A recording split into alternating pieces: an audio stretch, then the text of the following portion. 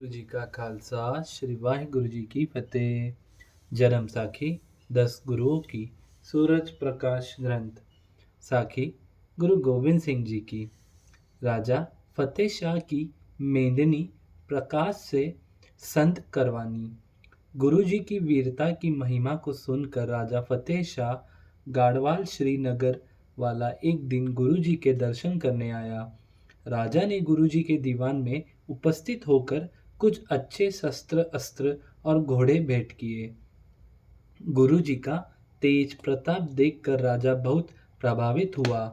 गुरु जी ने राजा फतेह शाह को समझाया कि आपको अपने पड़ोसी राजा मेनी प्रकाश से वैर भाव नहीं रखना चाहिए। मिलकर रहना ही आप दोनों के लिए सुखदायक है।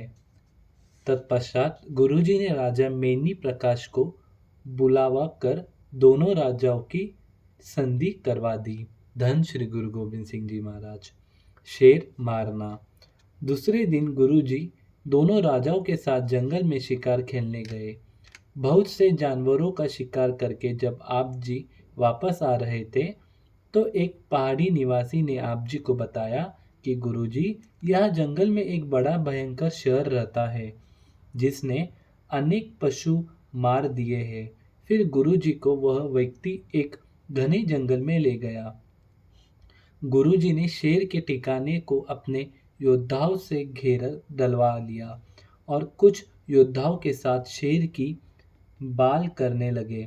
शेर ने जब घोड़ों के सुमा और शिकारियों के हुंकार की आवाजें सुनी तो वह गरजता हुआ उठ खड़ा हुआ।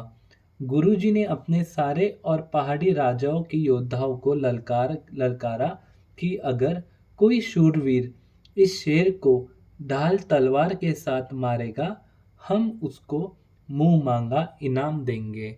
धन श्री गुरु गोविंद सिंह जी महाराज। गुरुजी की ललकार सुनकर जब कोई योद्धा शेर को मारने के लिए आगे न हुआ तो गुरुजी घोड़े से उतरकर और ढाल तलवार पकड़कर आप शेर के ललकारते हुए उसके सामने हुए। जब शेर ने गरज कर आप जी के ऊपर छलांग लगाई तो आपने जल्दी ही सिंह आसन उतार बाएं हाथ के साथ शेर के आगे ढाल कर दी और दाएं हाथ के साथ तलवार चलाकर उसका पेट काट दिया। शेर धरती पर गिर गया, जिसको देखकर सब योद्धा और दोनों राजा प्रसन्न के साथ गुरु जी की जय जयकार करने लगे।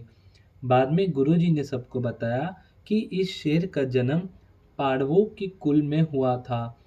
कौरवों के साथ युद्ध के समय इसने कई योद्धाओं को बल छल के साथ मारा, जिसके कारण इसको कई तमाम सी योनियां भोग कर इस शेर की योनि मिली। अब हमारे हाथों मर जाने के बाद इसका जन्म मरण कट गया है। इस वार्ता को सुनकर समझ ने बड़ी हैरान प्रकट की। धन श्री गुरु गोविंद सिंह जी महाराज। पीर बुड्ढन शाह वापस सडोरे को सिख सेवकों का आना जाना।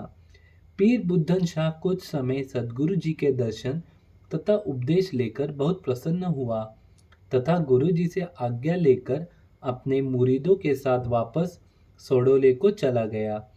पाउटी साहिब गुरु जी के दर्शन उपदेश प्राप्त करने के लिए चारों ओर से सिख सेवक शस्त्र घोड़े तथा वस्त्र आदि भेंट लेकर आते तथा योद्धा अपनी सेना की बती होकर आप जी की खुशी प्राप्त करते। शिकार के बहाने जंगल में अनेक जानवरों का शिकार करके उनकी मुक्ति कर देते। धन श्री गुरु गोबिंद सिंह जी महाराज। वाहिगुरु जी का खालसा श्री वाहिगुरु जी की फतेह।